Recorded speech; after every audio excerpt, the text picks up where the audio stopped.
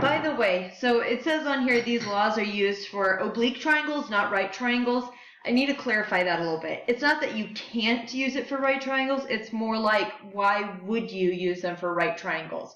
Really, you want to use probably the easiest method possible for right triangles. So why not just use the SOHCAHTOA idea rather than using the law of sines? Okay. So if we want to solve out this triangle, they don't give us a picture this time, so we got to draw it out. It's an oblique triangle. I mean, I just kind of make all my triangles look the same. Doesn't matter. Angle C is 120 degrees. Side C is 20. Angle B, I declare this to be angle B, and it's 45 degrees. So if that's angle B, this must be side B. And then by oops, this was C, by the way. I forgot about that. By process of elimination, that has to be A, so this side has to be side A. So I could use the law of sines, or I could just say, well, duh, I already know how big angle A has to be. A triangle has to add up to 180 degrees. And so far I've got 120 plus 45, that's 165, leaving us with 15 degrees left then for angle A. So that must mean that side A and side B, I could now figure out those. Let's use the law of sines. So we've already check marked on that.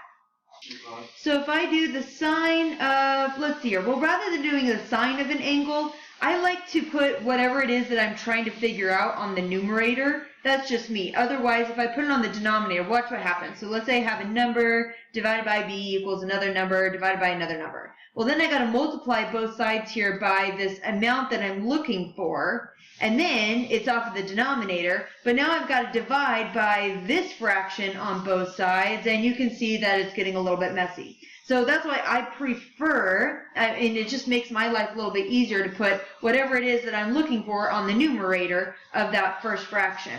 So if I solve for side B first, I declare that to be B, divided by the sine of angle B, sine of 45 degrees, equals the ratio of, let's not use A because I don't know how big side A is. So let's use the ratios with C because those two are a pair. They match up together. I know them both. So it has to equal 20 divided by the sine of 120 degrees. Now hopefully you remember what the sine of 45 degrees, which is root 2 over 2, and you could figure out what the sine of 120 degrees is. But for right now, I know that I emphasize that on the unit circle. On these problems, when you're using the law of sines and laws of cosines, just go ahead and use your calculator. Round it to the nearest tenth is fine. So if I multiply both sides here by sine of 45, 20 times the sine of 45 degrees divided by the sine of 120 degrees. Let's use our calculator, which I had already calculated when you weren't looking, and that's 16.3-ish. So there's side B.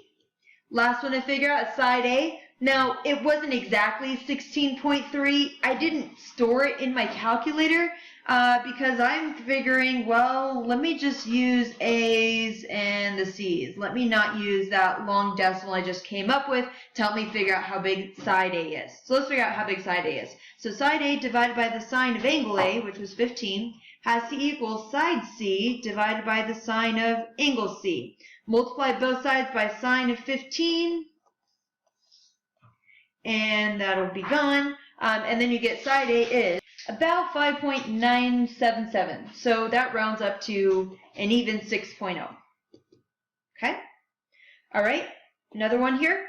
So if I think about this, well, maybe you're like, I don't even need to draw a triangle. I can just do it. Okay, that's fine. Then go ahead and just do it.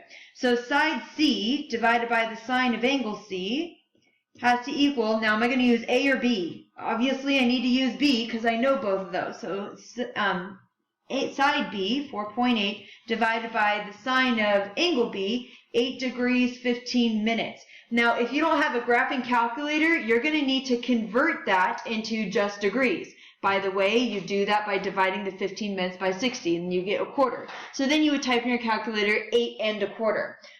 Those of you who have a graphing calculator, I'll remind you how we can type in the minutes in there. So I'm going to multiply both sides by sine of 120. So I get 4.8 times the sine of 120 divided by the sine of 8 degrees, 15 minutes. So on your calculator, I mean, you spent $100 on this thing. It better do some cool stuff for you. So 4.8 times the sine of 120. Oops, didn't hit the sine button, I guess. Sine of 120 divided by the sine of 8. Now to do degrees and the minutes, go into second, and then mine is the axe button, but wherever yours says angle, it might be matrix for you or something like that. Degrees and 15 minutes back into that angle menu, second, and then that angle menu, and minutes, enter, about 20, well that would round up to 28 or 29 even. So side C 29.0. And now I probably would still use the angle B and side B to help me come up with A, so that way I didn't have to store any numbers in my calculator.